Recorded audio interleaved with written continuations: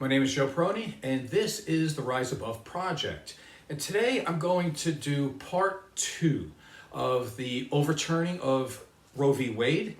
But more specifically today, I want to talk about the difference between pro-choice, pro-life, and pro-birth. So let's start at the very beginning. So pro-choice, people who believe that women should have reproductive rights, and people who believe that women should have autonomy over their own bodies. Now, pro-life. These people oppose abortion. They believe that all zygotes should be taken to term. Now, pro-birth.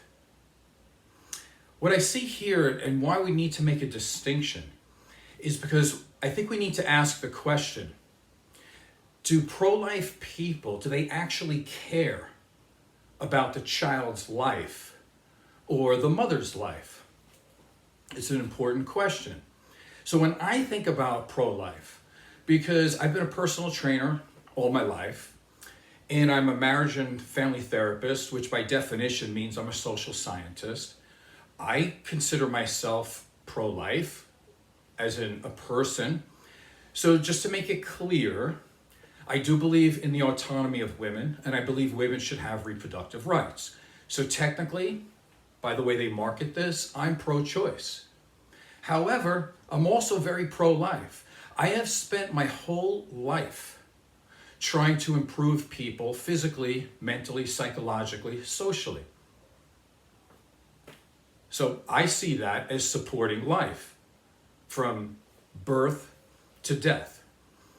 So call me crazy, but I'm going to do a slight definition here of what I really believe pro-life is. And it's not anti-abortion, and it's not every zygote has to be in a forced pregnancy taken to term. It's not that. What I believe is that mothers should have the opportunity and the ability to be educated, healthy, able-minded, able-bodied. And I think a child's parents should have every opportunity to earn a living wage. And I believe that children, all children, especially in the United States, because we're supposedly the richest country in the world, children need to be fed, housed, educated, and insured.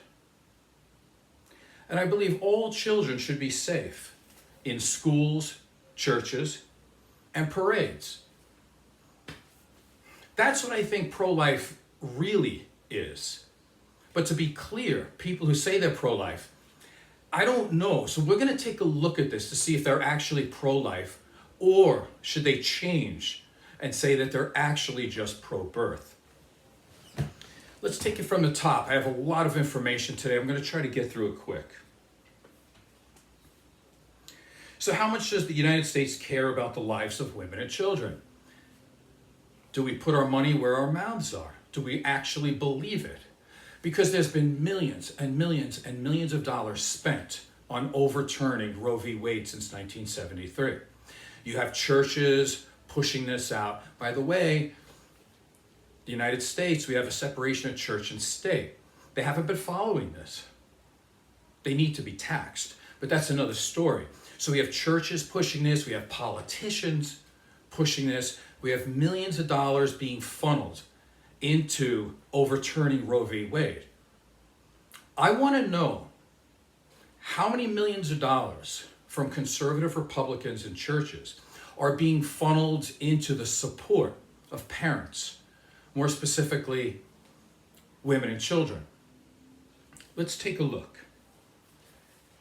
So right now, there's only 22 states that require sex education in the United States, and of course out of 50 states. So let's take a little guess here. Of the states that don't require sex education, are they the conservative Republican states? The ones that call themselves pro-life? Yes, that's the answer. And what happens in those red states because they don't really have sex education in schools? Well, they lead the United States in teen pregnancies and unwanted pregnancies. So the problem that they're talking about is that they're saying pro-life. They're putting children in a very precarious position right from the top. In the states that do teach sex education, they teach abstinence only, and they're against birth control. So it seems to me like they're causing their own problem. You can agree to disagree. I don't know how you would, but you can. Let's continue. How much do we care about mothers in this country? How much support do they get? How much money has been funneled into helping pregnant women? Let's take a look. The United States has the highest maternal mortality rate of all first world nations. Now keep in mind there's 25 first world nations, and they're all better than us. We lead. We're America. We're number one in maternal mortality rates. Is that bad? No, it's horrible. Let's make it worse. We're not even the 25th. We're number 60 in the world. That means there's a whole bunch of third world nations that treat pregnant women better than we do. So what's this pro-life business you're talking about? I'm skeptical. And not only are we number 60 in the world, it's trending worse. We're aiming towards number 61 and 62. We're getting worse. Let's continue. The United States ranks 50th in infant mortality rates. Again, out of 25 first world countries, we're 50th. We're a third world country as it comes to how much we care about the life of women, pregnant women, and their children. Continuing, the United States has the highest child poverty rate of all first world nations. Once again, we're last. Listen, you tell me you're pro-life all you want, but where's the money being funneled into? I know the tax breaks goes towards the big corporations, rich people, and so churches don't have to pay taxes. And it also goes into overturning things like Roe v. Wade, which also goes into, let's see if we can eliminate same-sex marriage. Like, that's important. Again, where's the pro-life? But don't worry, there's more. We'll continue so you can make an honest opinion here. Let's get the facts down. There's 40 countries in the OECD. The United States ranks 39th for spending the least amount of money per child as a percentage of GDP. Now, there's some conservative Republicans saying, well, out of 40, we didn't come in 40th. We beat somebody. Do you know who you beat? One country. You beat one country. That's Turkey. That's it. Turkey is the only country who spends less than the United States on their children. And you want to tell me you're pro-life? Okay, that makes sense. Let's continue. The United States is one of only 8 countries to ensure paid family leave. I know, conservative, Republican, evangelical, Christian, I'm a pro-lifer, go America, go. What are the 7 countries? I don't know, are they like England and Spain and Italy, these awesome countries that we're with? I don't even know if you know these countries. Here are the 7 countries that we're aligned with not wanting to pay parents to stay at home with their kids for a while. Suriname? I don't even know that country. Tonga? Marshall Islands? Micronesia? That's an interesting place. And Papua New Guinea? Those are the only countries that the United States stands with in saying F you to our parents. That, listen, get back to work. It's not important to take care of children, but we want them born, though. Heck yeah, we want them born. Where are they going to go? The foster system? Too. That's broken, too, but we're going to talk about that next time. We're going to talk about consequences. Today is just, I want to know what pro-life really means compared to pro-birth. Let's continue. As of today, the United States, and as of today, Maybe it'll change tomorrow. I doubt it. But as of today, the United States is the only country in the world, only one, not to ratify the United Nations Convention on the Rights of the Child. Whatever you might think about what Donald Trump, I try not to curse on these shows, like however Donald Trump say, all these S-hole countries, all of those S-hole countries, they at least have signed and they have ratified the rights of the child, that children have rights in their countries. I don't care what country you name. They all signed it. They all have rights of the children. The only one that doesn't have it is the United States, that's hanging on, we're pro-life. Where's your evidence? I'm not seeing it.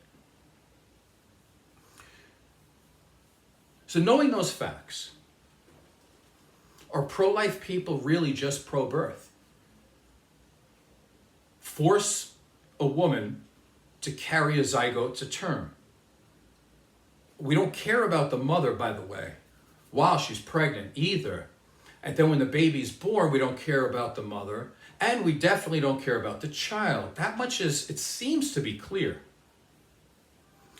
But maybe, I don't know, maybe the pro-birthers or the Christo-fascists, well, let me not be too derogatory here, not Christo-fascist. Conservative Republicans, they're politicians, and the people who identify as pro-life. Maybe they actually do support pro-child policies, pro-mother policies, anti-poverty programs, pro-education. Maybe they do support an agenda like that, but maybe I just haven't seen it. So we need to take a harsher, more detailed look at it, a more comprehensive look at everything, because maybe I'm missing something. I'm just a human being. Maybe I'm missing it. So let's take that look to see what they actually support, how they vote, and what do they spend their money on? What do they care about? So let's take a look at this. Number one, right up at the top, Republican conservatives, they're against Bill H.R. 7790. What's that? All right. That was a bill to expedite the production and delivery of baby formula.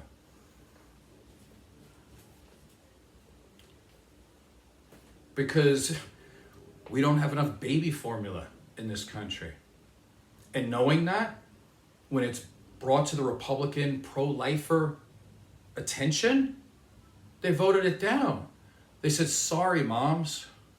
Sorry. Hey, babies, starve. No big deal. We don't have the time, attention, and money to spend on baby formula. We're not going to do that. But we're pro-life, though. Sounds more like a death cult, but let's move on. As stated before, we're one of the very few countries that's against the Family Leave Act. You know, because children don't need to bond or have any attachment with their mother or father, right? We don't believe that. You know, we're aiding and abetting actually child abuse here. But we're pro-life? Interesting. Okay, let's move on. They're against the SNAP program, otherwise known as food stamps. Now, I know that this has been pushed for a lot of years. Republicans are like, oh, we're not giving out that kind of money to those people. It's so expensive. You know, we wouldn't want children to eat. You know, we don't want poor people to have some extra food. Listen, they're not living high on the hog. We're talking about an average of $125 a month. That comes out to be about $1.40 per meal. Can you eat on $1.40? I don't know anywhere I can go where I can buy something for $1.40. And even if you were going to get something for your baby at $1.40, I don't know what that would be, but do you think it would be something healthy for a child? It's impossible, but you're against it. But maybe I'm missing something. It's possible, right? Maybe these pro-lifers are pro-life and I'm just some dumb idiot, right? I don't know what I'm talking about. But the Republicans, conservatives, pro-lifers, they're also against the WIC program. And for those of you who don't know, WIC stands for Women, Infants, and Children. You just said you were pro-life, and you're against the program that helps women, infants, and children? Listen, you can't make this stuff up. What's wrong with these people? You're kidding me. On the one hand, I'm pro-life, I'm all about it, and I'm going to force a woman to give birth. Listen, we're against puppy mills in this country, and we should be. But we're not against human mills. We don't teach people how not to get pregnant. We're against education, we're against birth control. And then when they get pregnant, we're going to force them to have the baby. Even when they'll tell you, I don't have the money, I can't do it, I can't afford this. You're like, you're going to do it anyway, or else you go to jail. And we're against the Women, Infants, and Children program, by the way. Continuing. They're against free immunization shots for children. And I don't want to hear this garbage about COVID, and some other conspiracy theory. We're talking measles, rubella, mumps, because who cares? Like, let poor people pay for their stuff. And if they can't afford that, who cares? Let them die of some disease when they're young. No biggie, no biggie. Let's continue. They're against the National School Lunch Program, which feeds, by the way, 22.6 million needy children per day. And pro-lifers are against that. I know that there's somebody in Tennessee or Alabama or Mississippi going, oh, no, I'm good with that. Right. But the Republicans who support you vote against it. So I don't want to hear it. I don't. You vote against all the things that would actually help somebody in their life. Continuing. You are against pro-lifers, Republicans, conservatives are against the CHIP program, which is the Children's Health Insurance Program. Why would we want that? Healthy children? A child being able to go to a doctor? Why? Don't need that. You're against the TANF program. TANF stands for Temporary Assistance for Needy Families. Hold it. I thought you cared about pro-life. Temporary assistance for needy families, and you say no?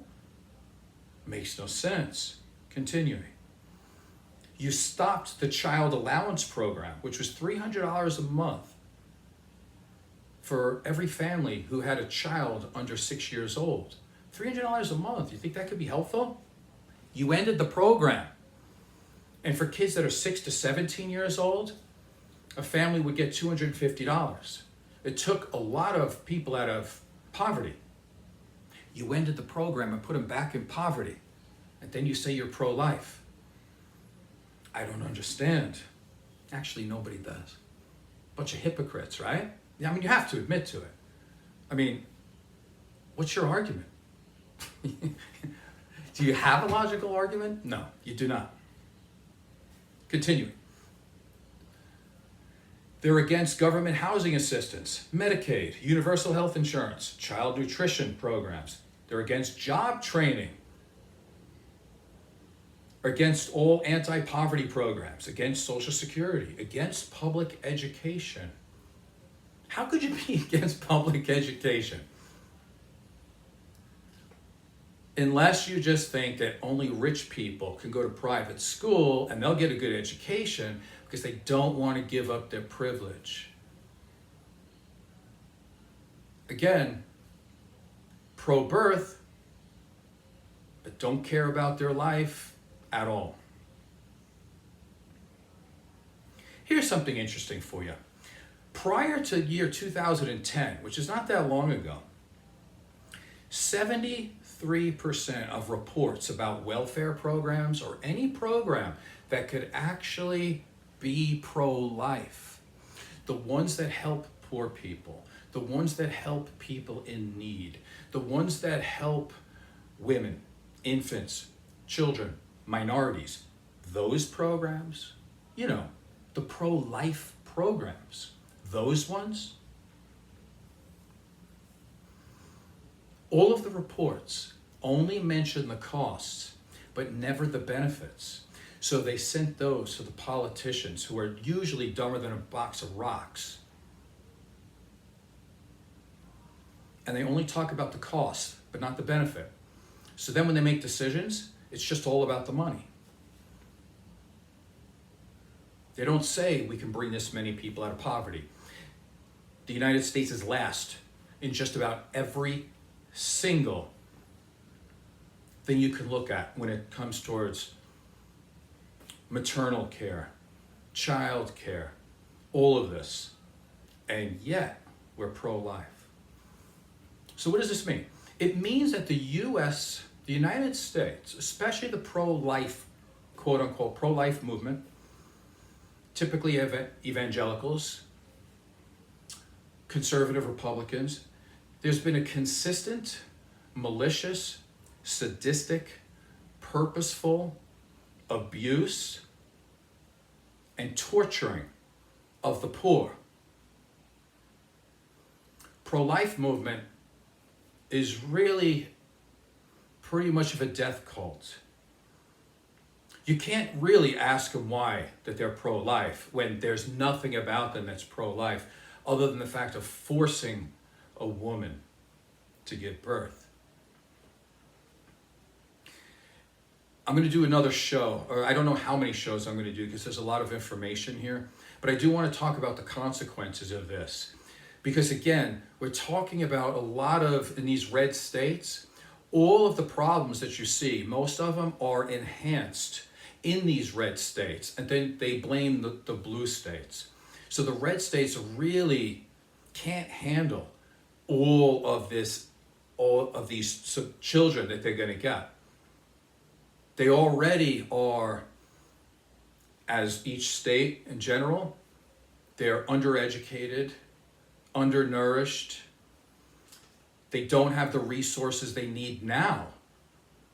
So this is going to be some problems. So I'm going to talk about that. And one more time, get away from talking to what religious people believe. I don't care about your Bible. I don't care. I was brought up Catholic, but you know what? There's a separation of church and state. I don't care about your Bible. That's not how we make decisions in this country. That's number one. And stop listening to stupid politicians. Start listening to, not just me, but people like me that are actually social scientists. Ask people that are actually in the field that see this on a daily basis. Somebody like me who I work with people from the foster system all the time. And I can tell you how broken and horrible it is. My name is Joe Prony. This is the Rise Above Project. And hopefully some of this has been enlightening or valuable to you. If some of this offends you, you need to be offended. And stop using an identity as your thing, as a pro-lifer, whatever, and really look at the facts. When those pro-lifers were putting millions upon millions of dollars and time into overturning Roe v. Wade, where are the millions and millions and millions of dollars that were put in to the infrastructure of helping out all these mothers, fathers, and children? See, if you did that, I could actually be convinced. I'm liberal, I'm be open-minded. If you're going to say that every child should be saved and you believe a zygote is a child and all that, okay. I may not agree with you, but I can understand the line of thinking.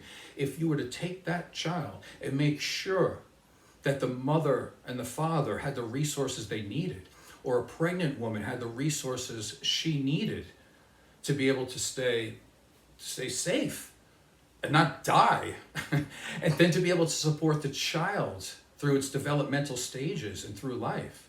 But you didn't do that.